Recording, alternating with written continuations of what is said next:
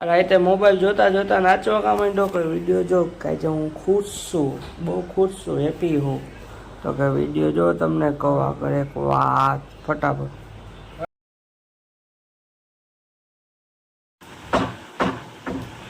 Hello મિત્રો, welcome back to channel. જય જય શ્રી કૃષ્ણ, જય શ્રી રામ, જય ભોળિયાનાથ મહાદેવ મહાદેવ. હર જય નાનિયા મામા, મુંબઈમાં ભોળિયામાં, ચામુંડામાં, ભેરવીમાં, જય રાણા મામા, જય સુરપુરા દાદા. હાલો હવે જાય આપણે પેલા મંદિરે. ટાટા બધો બોપ.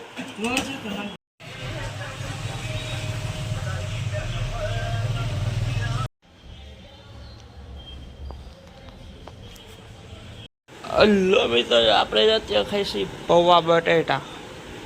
દાબેલી પેલા પૌવા બટેટા, પછી જોયું છે પેલા દાબેલી ટાટા. હલો મિત્રો, અત્યારે જઈશી આપણે કોલેજે. હાલો પેલા કોલેજે બે જાય, પછી સાંજે આવી ટાટા આવજો ગો. હલો મિત્રો, આપણે આવી ગયા કોલેજથી. હવે જાય ઘરે ટાટા ખાઈ પી લે પછી જાય સીધું. હલો મિત્રો, આપણે આવ્યા હતા દુકાનેથી ત્યાં ઘરે. પહેલાં આવ્યા હતા ઈદનું ખાનું લઈને ગયા હતા, એક ઠેકાણે મૂક્યું. પછી અત્યારે ઘરે આવ્યા. એક ઠેકાણે ભાવ જૂનાનો વસ્તુ જૂની, ભાવ નવાનો કીધો. કાંઈ વાંધો કાલે આવે એમ કરી નીકળી ગયા. આવું છે લૂંટે છે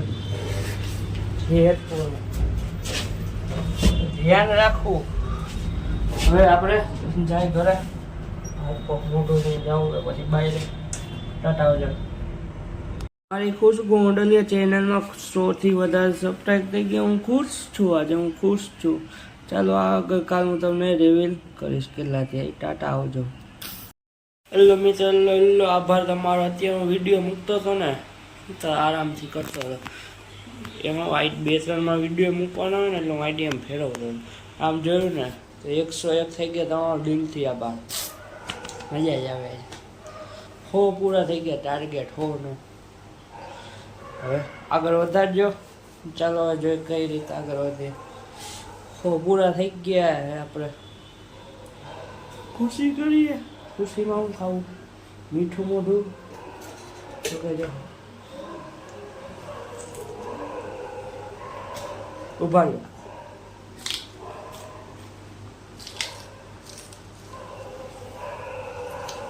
મીઠું મોઢું આપણા આનાથી કરાય.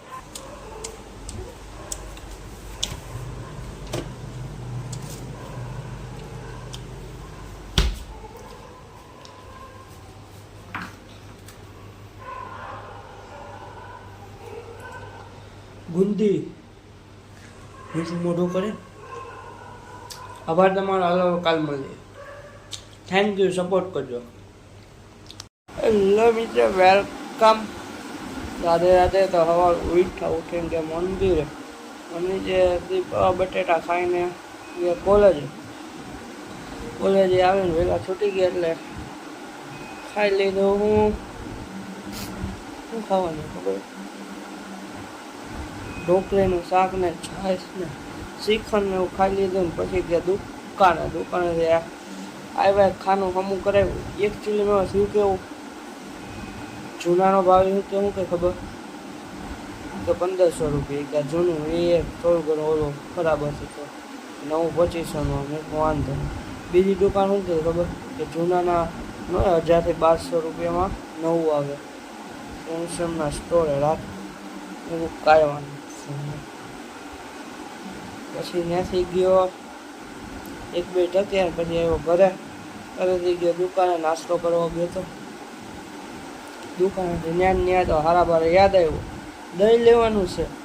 હારાબારે ગયો દહીં લેવા. દુકાન બંધ હતી. છેલ્લે પાઉસ લેવું જ પડ્યું. ન ખવાય પાઉસ તો ખાવું પડ્યું. તો ઘરે આવીને ઓળો ને એવું ખાઈ લીધું. બહુ આ વિડીયો પસંદ. Thanks for watching.